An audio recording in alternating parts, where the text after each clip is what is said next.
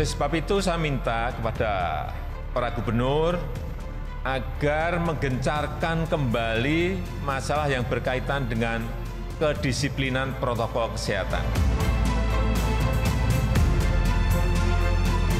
Nah, pembatasan ini kami tegaskan bukan pelarangan kegiatan, tetapi ini adalah pembatasan dilakukan di Provinsi Jawa Bali karena di seluruh provinsi tersebut memenuhi salah satu dari 4 parameter yang ditetapkan. Dilakukan pada tanggal 11 Januari sampai dengan 25 Januari dan pemerintah akan terus melakukan evaluasi.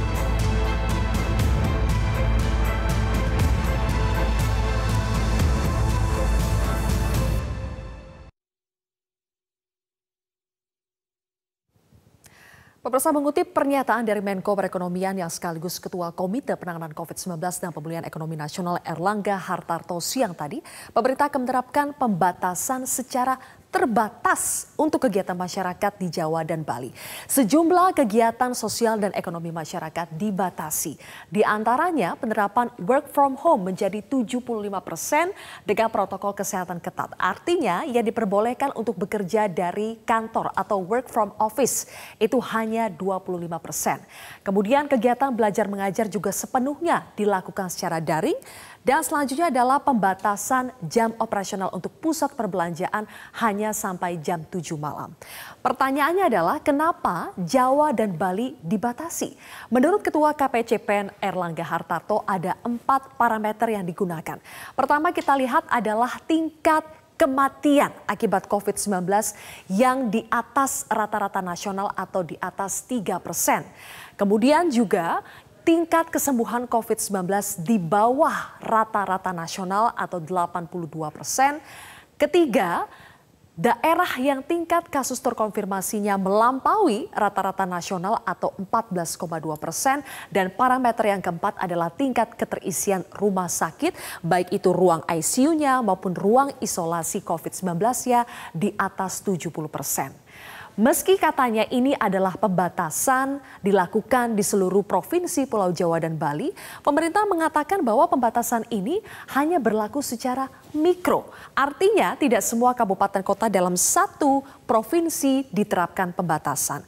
Kalau kita lihat berdasarkan parameter tingkat keterisian rumah sakit, seluruh provinsi di Jawa tingkat keterisian rumah sakit yaitu ada di atas 70%. DKI Jakarta misalnya tingkat keterisian rumah sakitnya itu sudah 84,7%.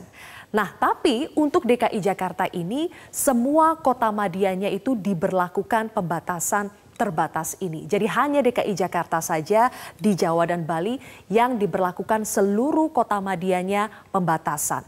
Kalau kita lihat di Banten, tingkat keterisian rumah sakit mencapai 84,5%. Namun pembatasan kegiatan sosial hanya diterapkan di Kota Tangerang, Kabupaten Tangerang, kemudian juga Kota Tangerang Selatan. Beralih ke Jawa Barat, nah di Jawa Barat ini tingkat keterisian rumah sakitnya mencapai 79,7%. Meski demikian, pembatasan kegiatan hanya dilaksanakan di Bodebek, yakni Kota Bogor, Kabupaten Bogor, Kota Bekasi, kemudian Kabupaten Bekasi, dan Kota Depok. Kemudian sebagian wilayah Bandung Raya yang meliputi Kota Bandung, Bandung Barat, dan juga Cimahi.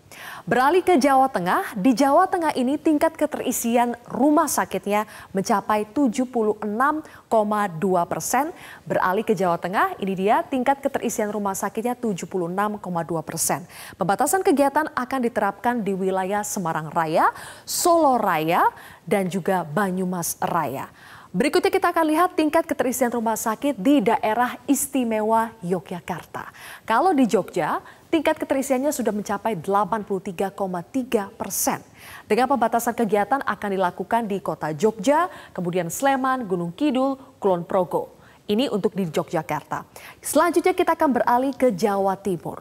Untuk di Jawa Timur, tingkat keterisian rumah sakitnya sudah mencapai 78,4%. Selain itu, yang perlu di-highlight di Jawa Timur bukan hanya tingkat keterisian rumah sakitnya yang sudah melampaui rata-rata nasional, tapi juga tingkat kematian akibat COVID-19 di Provinsi Jawa Timur yang jauh di atas rata-rata nasional. mencapai 6,9%. Sementara kalau rata-rata nasional itu hanya 3%. Ini artinya jauh melebihi rata-rata nasional. Pembatasan di Jawa Timur akan dilakukan di kota Surabaya, Raya, dan kemudian Malang Raya. Beralih ke Provinsi Bali. Untuk Bali, daerah yang akan dibatasi kegiatannya adalah Denpasar, kemudian juga Kabupaten Badung. Nah, pemirsa, kalau kita melihat data-data ini, kita sudah seharusnya sadar bahwa saat ini adalah saat terburuk untuk kita sakit, apalagi sampai terpapar COVID-19. Karena jika sampai harus dirawat di rumah sakit, kita pasti akan kesulitan untuk mendapatkan rumah sakit yang bisa menampung kita. Oleh karena itu, kita harus lebih menahan diri untuk keluar dari rumah dan lebih disiplin lagi menerapkan protokol kesehatan.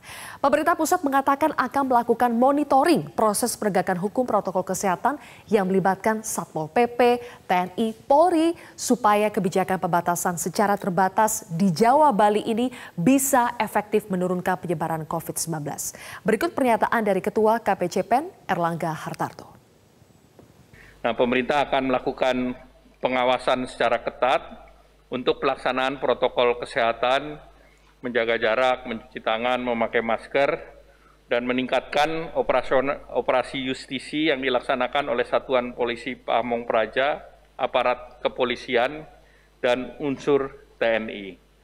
Dan sekali lagi bahwa ini adalah sesuai dengan amanat daripada PP 21, di mana mekanismenya sudah jelas, yaitu sudah ada usulan-usulan daerah dan juga kepada Menteri Kesehatan serta edaran dari Menteri Dalam Negeri, sehingga diharapkan tanggal 11 sampai tanggal 25 Januari ini mobilitas di Pulau Jawa, di kota-kota tersebut dan juga di Bali akan dimonitor secara ketat. Pemirsa, bagaimanakah kepala daerah menindaklanjuti kebijakan pembatasan secara terbatas di Jawa Bali? Saya akan langsung bertanya ke Wakil Gubernur Jawa Timur, Emil Dardak. Selamat malam, Mas Emil.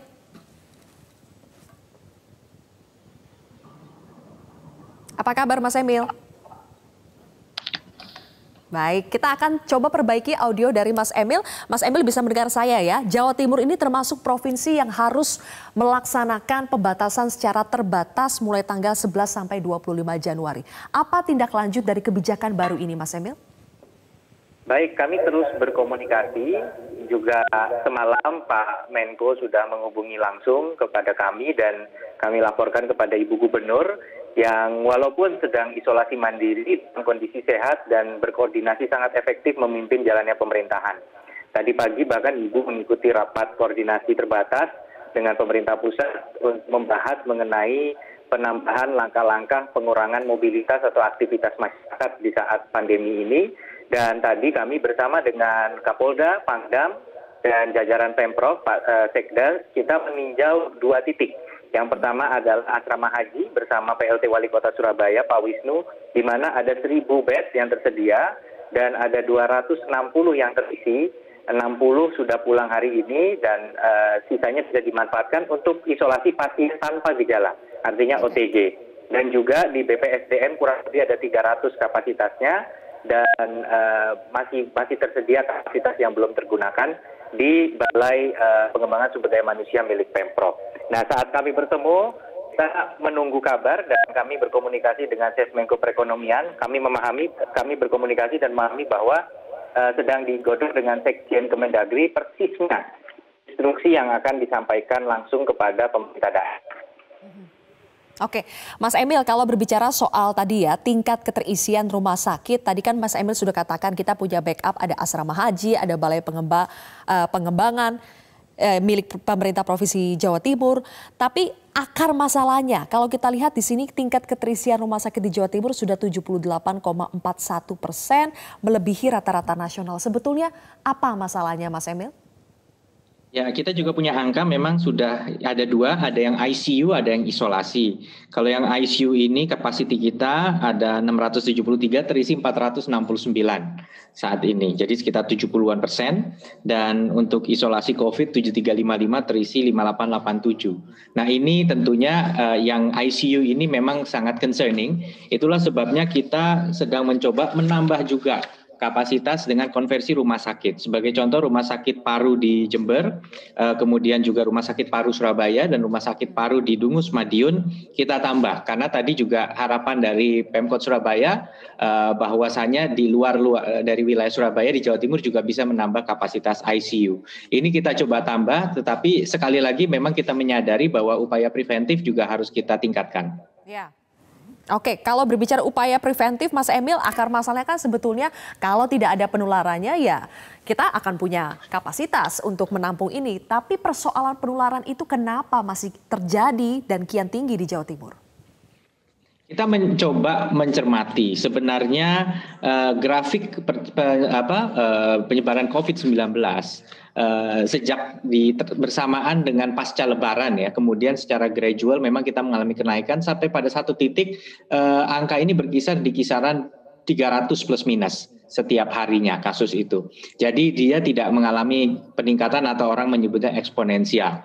Tetapi sejak tanggal 19 November ya, itu padahal operasi justisi dari tanggal 2 sampai 22 November itu berhasil memberikan sanksi kepada 1,75 juta pelanggar.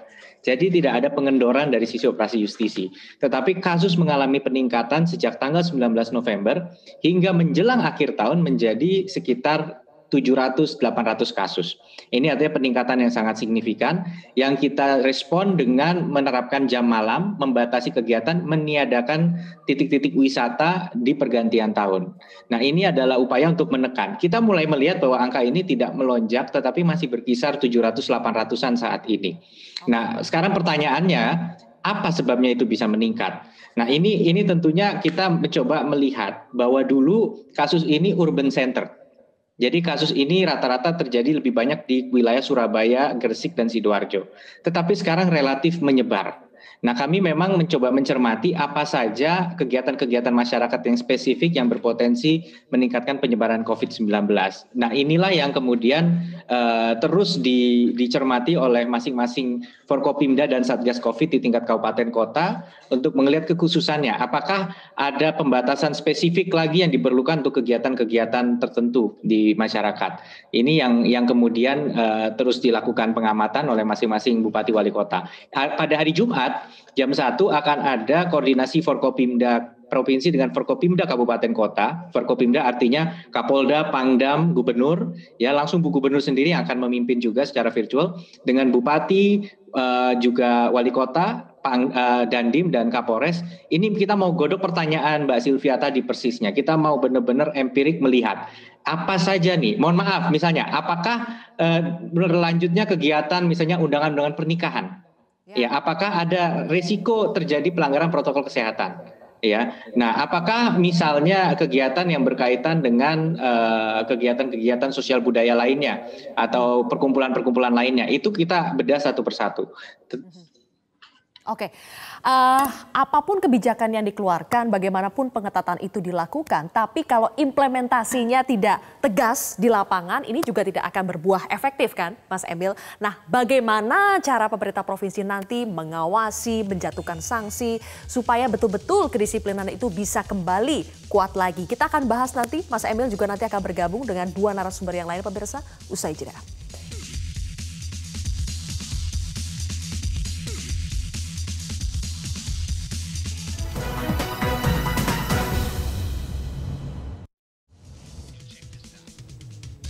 Pemirsa, selain Wakil Gubernur Jawa Timur Emil Dardak, saat ini sudah ada dua narasumber lagi, yaitu Ketua Umum Apindo ada Haryadi Sukamdhani dan juga pengamat kebijakan publik Agus Pambagio. Selamat malam Pak Haryadi, Mas Agus. Sylvia. Oke, Pak Haryadi, saya ke Anda. Selain tentu saja kebijakan ini berdampak pada aktivitas masyarakat, juga pasti akan berdampak pada aktivitas ekonomi. Bagaimana respons dari Apindo terkait dengan kebijakan baru, pembatasan secara terbatas yang berlaku di Jawa dan Bali? Ya, memang kalau kita mencermati perkembangan kasus positif COVID-19 ini kan memang terus naik ya Mbak Sylvia ya. Dan ini memang sudah kita perkirakan sejak PSBB pertama. Kita melihat bahwa pemahaman masyarakat ini memang masih sangat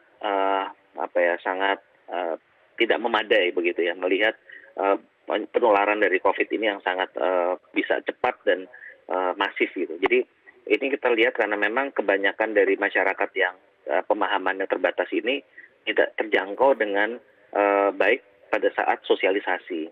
Nah, sehingga ini yang kita khawatirkan justru di sektor real, di sektor usaha kita bisa menjaga protokol kesehatannya, tapi di masyarakat yang tidak memahami bahayanya virus ini, mereka tetap aja melakukan kebiasaan-kebiasaan yang memang sangat berisiko. Itu Mbak Sylvia. Jadi memang akhirnya yang jadi korban ya akhirnya semua sektor usaha menjadi terkena dampaknya, dan ini kan sudah kalau kita hitung dari awal ini sudah ketiga kali ini PSBB yang dilakukan secara ketat ini. Demikian Mbak. Kalau pembatasannya hanya berlaku di Jawa Bali, Pak Haryadi, tapi apakah dampaknya akan terasa secara nasional? Jelas Mbak, kalau perputaran ekonomi yang paling besar kan di Pulau Jawa dan Bali sebetulnya Mbak. Jadi kalau diketatkan di Jawa dan Bali otomatis dampaknya akan besar, dan populasi masyarakat terbesar juga ada di Pulau Jawa dan di Bali. Dan ini yang juga kita khawatirkan Mbak Sylvia adalah kondisi perusahaan ini akan bagaimana nantinya gitu, karena ini sudah banyak yang rontok juga kan selama 10 bulan ini, banyak yang sudah tutup usahanya. Nah ini juga menjadi perhatian kita juga nanti jangan sampai pada saat kita melakukan recovery lalu tidak ada intervensi pemerintah untuk menjaga mereka untuk supaya tidak bangkrut. Karena ini terus terang kami khawatir ya, apalagi dari pihak perbankan, dari pihak OJK itu pernah memberikan gambaran bahwa yang direstruktur itu hanya 25% Mbak dari total kredit yang ada. Nah ini juga jadi masalah kan, 25% itu kira-kira 1.400 triliun Mbak dari 5.500 kredit yang ada. Nah ini kalau ini nanti tidak diintervensi, maka kami khawatirkan akan banyak sekali perusahaan yang akan mengalami kebangkrutan gitu. Oke, baik. Ada dua hal yang disampaikan Pak Haryadi, Mas Emil. Yang pertama soal pemahaman masyarakat, yang kedua soal dampaknya terhadap para pelaku usaha. Kita mulai dari pemahaman masyarakat. Ini sekaligus menyambung pertanyaan saya sebelum jeda tadi. Ternyata sampai saat ini kita sudah 10 bulan lebih menghadapi pandemi, masyarakat pemahamannya terhadap COVID, kedisiplinannya justru bukannya kian baik tapi kian mengendur.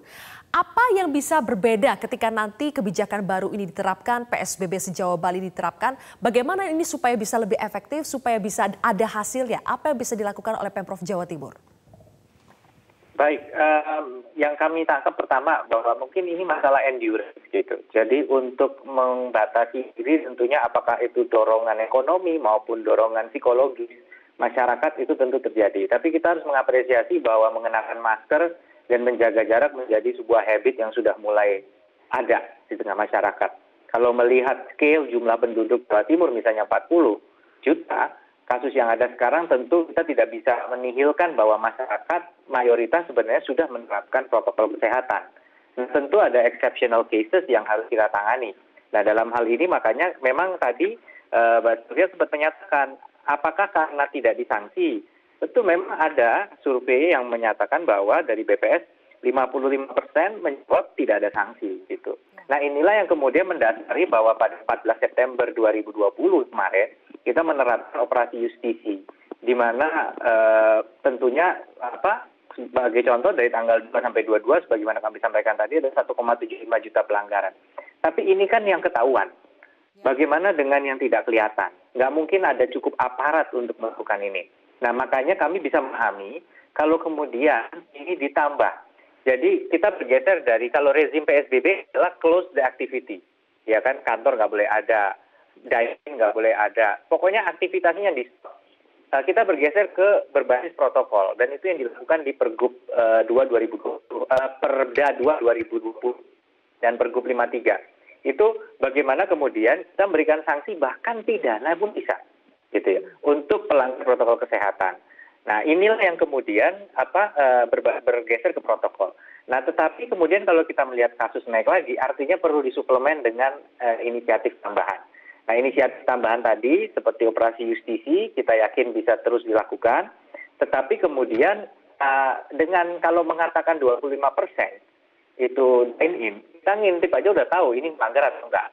Gitu. Kalau 50% masih lah, mata itu melihat itu masih ini. Nah, ini memang tentu akan berdampak.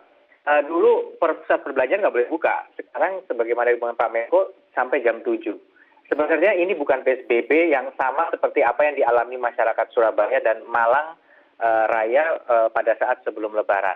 Tetapi sekali lagi memang sebagaimana disampaikan oleh Pak Haryadi, kita ini masih dalam kondisi tentunya minus dibandingkan 2019 kondisi ekonominya. Jadi tentunya ini yang harus kita antisipasi dari tanggal 11 sampai 25 bagaimana kira-kira dampaknya terhadap ekonomi. Apalagi Jawa Timur 18% ekonomi kita itu, saya ulangi ya, 18% itu dari perdagangan.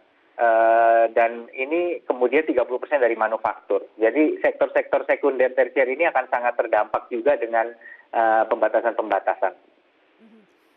Pastinya dampak yang dirasakan oleh para pelaku usaha ini akan worth it, akan sebanding jika misalnya tujuan dari bisa menekan angka COVID-19 itu tercapai.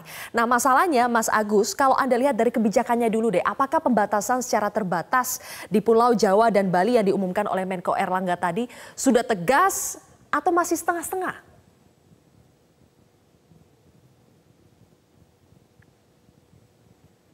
Mas Agus? Halo? Ya. Ya, saya dengar cuma nih video saya agak bermasalah nih internetnya kalau Tidak apa-apa Mas Agus, kita bisa mendengar suara Mas Agus. Sebetulnya kan sejak Maret saya sudah katakan, saya ini mazhabnya lockdown, ya, karantina. Tapi kan tidak dilakukan oleh pemerintah. Coba kita lakukan kemarin lockdown 2 bulan saja, pasti berbeda hasilnya. Nah sekarang tadi Mas Haryadi katakan sudah panjang, pasti sudah menderita semua. Waktu itu coba di lockdown saja 2-3 bulan, tentu setelah itu selesai. Karena mengambil kebijakan atau merubah kebijakan di kesehatan itu harus ada scientific evidence. Ini tidak ada, tapi jalan terus. Itu satu. Kedua, saya katakan pada seluruh provinsi supaya membuat perda. Karena sanksi itu hanya bisa dengan perda. Jawa Timur sudah buat. Saya ingat betul itu saya sempat bicara dengan Mas Emil. Kemudian DKI Jakarta punya. Lainnya saya belum dengar. Karena dengan perda COVID itu bisa diambil tindakan sanksi. Nah, tanpa sanksi, dari awal saya katakan, orang Indonesia itu cuek. Jadi kalau tidak disanksi, dia tidak jerah. Nah, sekarang posisinya sudah sangat mengkhawatirkan dan sudah terlambat. Ya, mau tidak mau harus dihentikan, harus di lockdown, harus di karantina. Karena kalau tidak bisa berkurang. Kita satu-satunya negara yang masih terus nanjak jumlah yang menderita. Lalu gimana?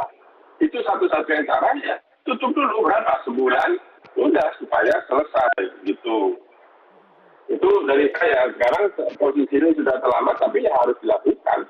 Ya mohon sabar karena ekonomi tidak bisa dijalankan. Setengah-setengah nggak bisa. Harus selesaikan dulu kesehatan, baru ekonomi. Itu dari saya.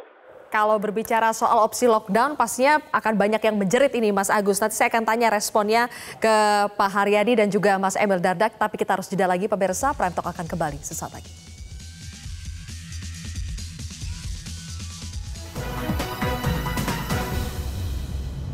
Ya rem darurat itu kan relatif ya.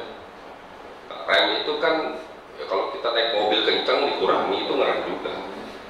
Bukan tiba-tiba rem langsung berhenti gitu ya. Jadi sekarang ini tidak berhenti total, tapi ada, kami menyebutnya pengetatan lah, pemerintah pusat menyebutnya pengetatan ya. Itu yang kita lakukan. Memang beberapa waktu lalu Pak Menko juga menelpon saya, menelpon Pak Gubernur tentang perlunya ada pengetatan. Pak Haryadi, bukan opsi rem darurat, bukan opsi lockdown yang diambil oleh pemerintah pusat, tapi pembatasan secara terbatas bahkan mikro. Nah, sebetulnya kan kebijakan PSBB kalau kita lihat belum mampu mengendalikan COVID-19 sehingga ekonomi juga jadi sulit pulih. Kebijakannya yang salah atau implementasinya yang buruk, Pak Haryadi?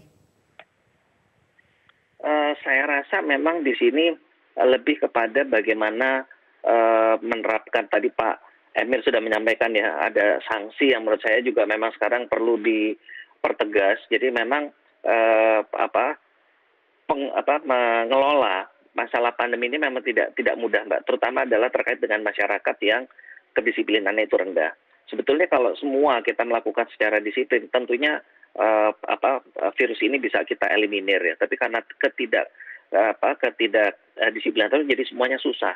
Nah, tapi memang seperti yang disampaikan oleh Mas Agus Pambegio tadi, itu juga kalau saya sih terus terang kurang setuju ya. Karena kalau di lockdown semuanya tidak beraktivitas ya nanti juga jadi masalah besar juga karena lalu siapa yang akan bisa memberikan penghasilan atau pendapatan kepada masyarakat itu juga masalah juga, karena kita sama tahu beban anggaran negara ini kan juga terbatas ya, tidak bisa kita itu mungkin seperti negara lain yang memang memiliki cadangan keuangan yang besar sehingga mereka bisa cover. Nah, jadi menurut pandangan kami ya sekarang kembali kepada kedisiplinan kita semua, dan saya sangat setuju saat ini mungkin pemerintah harus memberikan sanksi yang lebih tegas lah.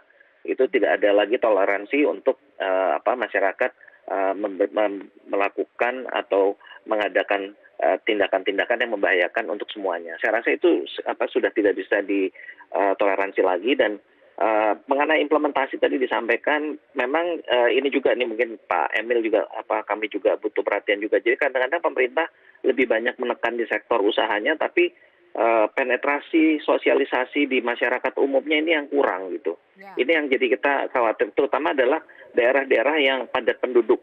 Salah satu contoh ya, kita sudah tahu satu daerah padat penduduk, tapi di situ tidak ada suatu treatment yang bisa mengurai resiko yang ada di sana. Nah itu kan kalau mereka menjadi tidak diatasi kan selalu akan jadi sumber masalah. Nah padahal kita banyak sekali daerah-daerah yang seperti itu, kantong-kantong padat penduduk yang tidak tersentuh. Ya. Baik dari segi sosialisasi maupun juga dari testingnya. Demikian Mbak Sylvia. Oke, silakan ditanggapi Mas Emil. Pengusahanya banyak ditekan tapi masyarakat umumnya terlihat masih belum merata ini. Bagaimana Mas Emil?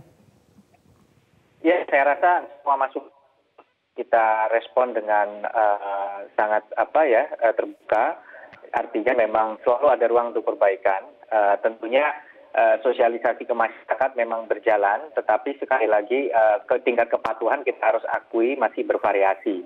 Dan sekali lagi tadi sebagaimana disampaikan oleh Pak Haryadi, bahwa memang kita mencoba istilahnya trading ini. Jadi tradingnya bukan trading perdagangan, THREAD gitu. Kita tuh trading antara ekonomi dengan kesehatan, tapi sebenarnya jelas prioritasnya adalah kesehatan.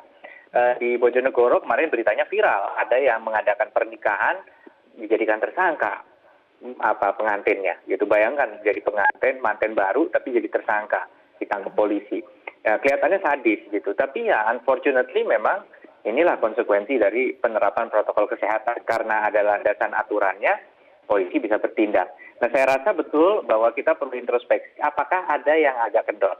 Dulu untuk kawasan BRIK misalnya, sebenarnya pabrik Pak Haryadi mungkin juga setuju bahwa sudah terbiasa menerapkan SOP sebenarnya. Okay. Jadi begitu disuruh tertib, dan mereka sektor-sektor formal ini biasanya sangat gampang terpantau. Jadi compliance-nya ini tinggi. Nah, tetapi ini kan situasi yang politikal juga ya.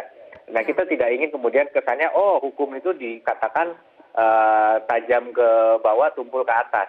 Padahal sebenarnya nggak begitu gitu. Tetapi bahwa kemudahan untuk melakukan supervision tentunya lebih mudah di institusi formal ketimbang yang sektor-sektor informal. Nah inilah yang kemudian kita mencoba membangun kesadaran masyarakat bahwa pada saat kita sedang menertibkan kepada masyarakat kecil, itu bukan tindakan yang kemudian tidak pro masyarakat kecil atau pro wong cilik, tetapi ini untuk kesehatan mereka. Karena ya itu, kami kalau sepedaan di gang kecil ya kadang-kadang memang di situ orang masih ngopi atau nggak pakai masker dan ada banyak orang. Nah inilah yang kemudian seperti dikatakan Pak Haryadi, kalau prinsipnya sama Pak, cuman kalau memang perlu ditingkatkan kita akan tingkatkan Kak, bahwa kita juga harus bisa make sure di daerah padat penduduk kita tetap vigilant.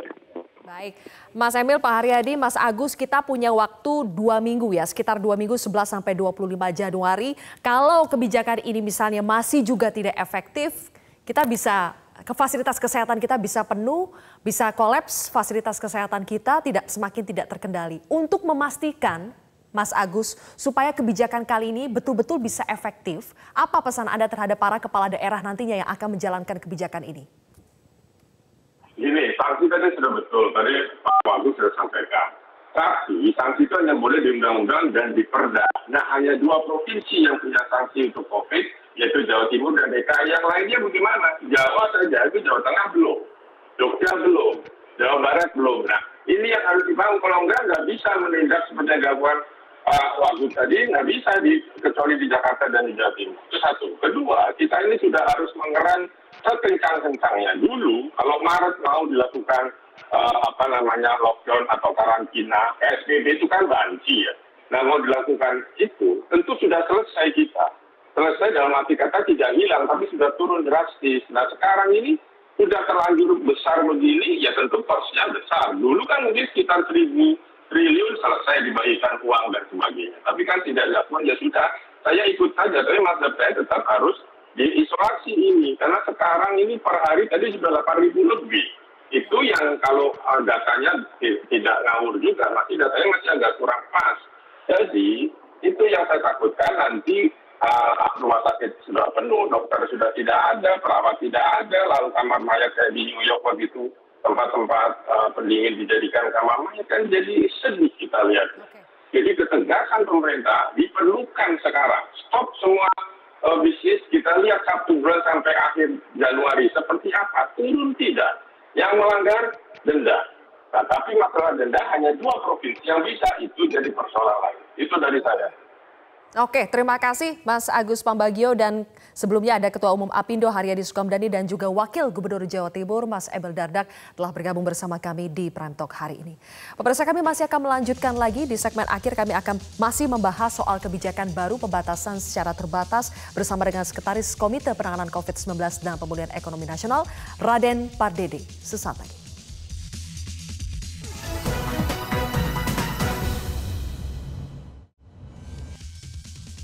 Sudah bergabung Sekretaris KPCPEN, Bapak Raden Pardede. Selamat malam, Pak Raden. Selamat malam, Mbak Silvia. Baik, Pak Raden. Kenapa pembatasan secara terbatas dan mikro yang akhirnya dipilih dibandingkan dengan lockdown? Ya, seperti yang kita tahu, kalau lockdown itu benar-benar semuanya tidak ada kegiatan. Jadi dampak ekonominya akan sangat berat sekali. Di sisi lain juga Indonesia ini kan sangat beragam sekali. Kita sangat luas sekali dan juga karakteristik dari daerah demi daerah itu berbeda-beda. Jadi kita nggak bisa menyamakan semuanya.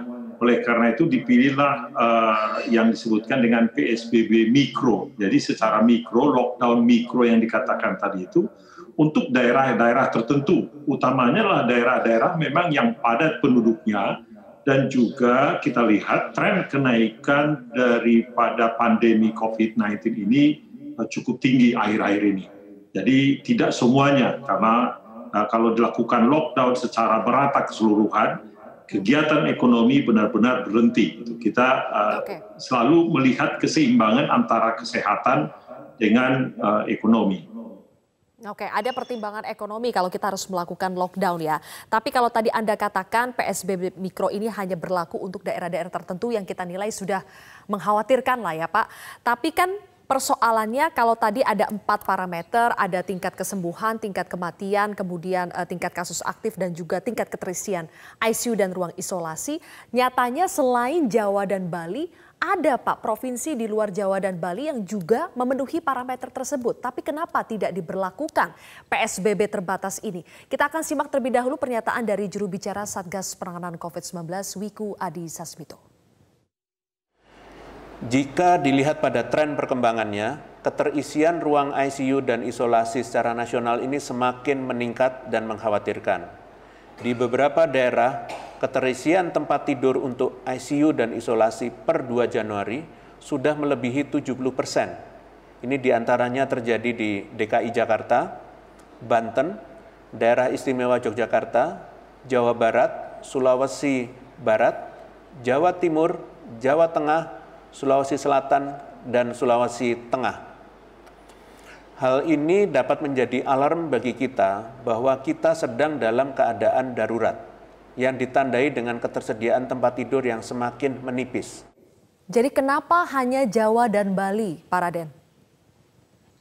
Saya pikir akan ada evaluasi, ini kan tahap awal. Seperti yang diumumkan oleh Ketua KPCPEN, Pak Erlangga Hartarto tadi itu, bahwa dalam 2 minggu tanggal 11 sampai 25 ini, kita akan evaluasi kembali. Bukan tidak mungkin nanti kalau kita lihat Sulawesi yang disebutkan tadi oleh Pak Wiku, Sulawesi Selatan, Sulawesi Tenggara atau Sulawesi Tengah tadi itu, bukan tidak mungkin itu dilanjutkan lagi tahun depan. Akan tetapi kalau kita lihat memang kedaruratan yang disebutkan tadi itu di Jawa Bali ini yang meningkatnya sangat luar biasa. Jadi nanti kita akan evaluasi. Jadi ini akan dilakukan evaluasi secara bertahap, bahkan bisa saja dilakukan evaluasi itu harian nantinya. Oke. Pak Raden, kalau berbicara soal kedaruratan, hari ini kita terima lagi informasi bahwa pecah rekor lagi nih Pak, kasus penambahan kasus per hari sudah 8.854. Semakin mengkhawatirkan, tapi sebagian juga menilai malahan kebijakan yang diambil pemerintah itu setengah-setengah. Nanggung Pak, jadi kapan selesainya COVID kalau misalnya kebijakan kita setengah-setengah? Apa respons dari KPCPEN? Begini, persoalan yang kami sebutkan tadi, kita harus tetap melihat keseimbangan antara kesehatan dengan mata pencarian ya orang. Gitu. Jadi kita lihat sekarang kenaikannya itu memang ada setiap kita selesai hari libur. Setiap hari libur kita ada kenaikan itu, dan kalau kita lihat ini sudah memang kenaikan dari waktu ke waktu. Nah, kita lihat juga tren yang terjadi di global juga seperti ini sekarang. Jadi kita melihat ini, kita akan menyeimbangkan. Di sisi lain, kita akan terapkan 3T dengan 3M yang kita sebutkan dengan masker, mencuci tangan, kemudian juga menjaga jarak ini dengan operasi justisi. Jadi pengetatannya ini akan sangat luar biasa karena kita akan melibatkan polisi secara aktif dan juga Satpol. Dan juga dibantu oleh TNI. Kedisiplinan kita ini yang sebetulnya yang sangat perlu, ya, yang kita ingin tekankan. Tentu diharapkan di sini bahwa satpol-satpol di tingkat daerah dan juga para kepala daerah harus ikut aktif untuk mengawasi pelaksanaan daripada protokol kesehatan ini. Ini semua adalah tanggung jawab kita semua. Tanggung jawab dari kepala daerah, tanggung jawab pemerintah pusat, dan juga tanggung jawab daripada masyarakat. Ini adalah kesehatan, adalah tanggung jawab kita semua. Harus ada penegakan protokol kesehatan yang tegas. Tapi tadi Pak Pengamat Kebijakan Publik Mas Agus Pambagio mengatakan belum semua daerah memiliki perda yang bisa sebagai landasan hukum untuk menjatuhkan sanksi kepada para pelanggar protokol kesehatan. Baru misalnya pemerintah Provinsi DKI Jakarta dan Jawa Timur yang memiliki perda tersebut. Nah, jadi bagaimana bisa tegas, bisa menjatuhkan sanksi kalau misalnya secara landasan hukum tidak semua daerah memiliki hal tersebut, Pak? Kami sudah berkoordinasi di dalam hari-hari terakhir ini, kemarin, bahkan tadi juga dengan Mendagri. Jadi boleh dipastikan dengan pertemuan tadi antar para menteri dan juga di rapat kabinet, bahwa peraturan-peraturan yang memaksa dan juga operasi justisi ini, itu akan bisa dilakukan dan cukup efektif berdasarkan pengalaman yang lalu. Berdasarkan pengalaman yang lalu juga ada memang daerah-daerah yang belum punya perda itu. Namun tetap juga mereka bisa memakai undang-undang karantina sebagai dasar mereka untuk menegakkan kedisiplinan itu. Oke, terakhir Pak Raden, ini kan waktu terus berjalan nih Pak. The clock is ticking nih Pak. Sampai nanti fasilitas kesehatan kita jangan sampai penuh. Sekarang sudah hampir penuh. Oleh karena itu 2 minggu ini harus efektif, harus berhasil kebijakan ini. Bagaimana KPCPEN memastikan bahwa kebijakan ini betul-betul bisa berdampak, Pak? Ya, seperti yang kami katakan tadi, adalah ujung-ujungnya adalah bagaimana kita memutus mata rantai, ya, mengurangi daya infeksi daripada virus ini. Jadi memang ya sudah jelas tadi, strateginya adalah 3T, 3M, kemudian PSBB ini.